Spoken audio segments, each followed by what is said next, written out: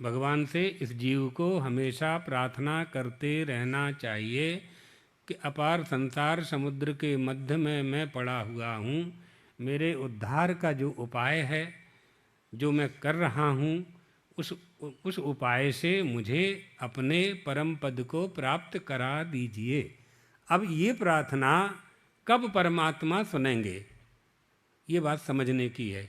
यह प्रार्थना तो सभी करते हैं मंदिरों में जाकर के, लेकिन ये कब सिद्ध होगी, जब इस प्रार्थना में परमात्मा से जो हमने मांगा है उसमें शास्त्र की विधि का प्रयोग किया है। शास्त्र की विधि का अगर हमने प्रयोग किया है तो आपकी प्रार्थना सुनी जाएगी। आप कहेंगे नहीं, हमें शास्त्रों का ज्ञान नहीं है, हम रामायण जी नहीं पढ़ सकते हैं, भागवत जी नहीं पढ़ सकते हैं। तो क्या जिन्होंने भागवत नहीं पढ़ी है, रामायण नहीं पढ़ी है, आराधना का विधान नहीं जानते हैं, तो उनको भगवान नहीं मिलेंगे? बहुत से बहु प्रश्न ऊभा करे छे लोगों कि गरीब ने भगवान મળતો નથી, धनीઓને भगवान છે। ये सब बातें जो है ये बहाना है। आराधना न करने के सब बहाने हैं ये। अगर आप विधि नहीं जानते हैं, शास्त्र पढ़ नहीं पढ़ सकते हैं, बिल्कुल अभण हैं, कुछ नहीं कर सकते हैं, तो भी आपका उद्धार होगा। लेकिन आपका बिल्कुल वास्तव में सहज स्वरूप ही होना चाहिए। फिर बिल्कुल ही भोले बन जाओ, बिल्कुल भोले बन जाओ तो आपके साथ तो भोले बाबा है ही, आपके साथ भोले बाबा तो हैं ही। भोले बाबा पर फूल और बेलपत्री चढ़ाया, भगवान प्रकट हो गए। बोलो वरदान मांगो।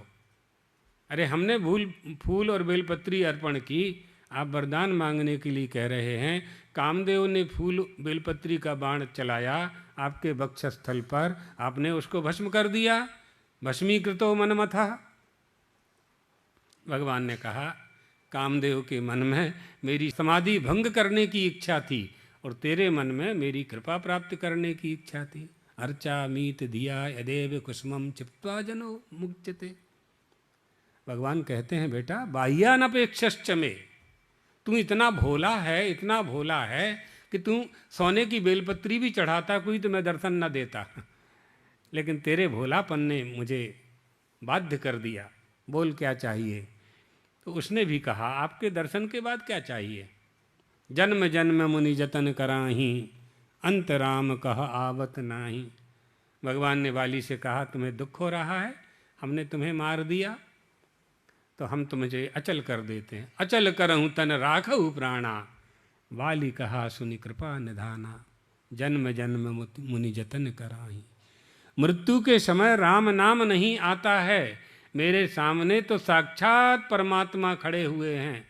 अब ऐसी गलती मैं नहीं करूँगा कि कल्प वृक्ष की बाड़ी को काट करके बबूल की बोनी करूँ।